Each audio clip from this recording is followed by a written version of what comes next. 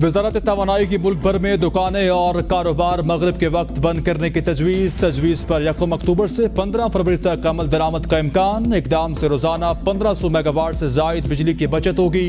बिजली बहरान पर काबू पाने के लिए कानून साजी का मुसव्वदा भी तैयार।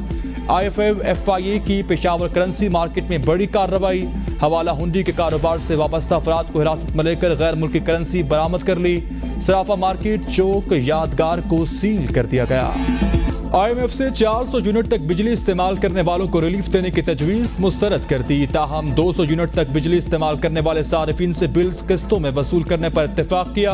बिल्स किस्तों में वसूल करने की हतमी मंजूरी वफाकी काबीना से ली जाएगी। इस इकदाम से तकरीबन 40 लाख बिजली सारिफिन को वक्ती रिलीफ मिलने का इम्कान। IMF ने 1 जुलाई से गैस टैरिफ में भी 45 से 50% तक इजाफे का मुतालबा कर दिया। पंजाब की निगरान हुकूमत ने हाई कोर्ट के 11 जजेस को बिला सूद 36 करोड़ रुपए से जायद कर्ज देने की मंजूरी दे दी। जजेस 12 साल की मुद्दत में बगैर सूद अदा किए ये कर्जे वापस करेंगे।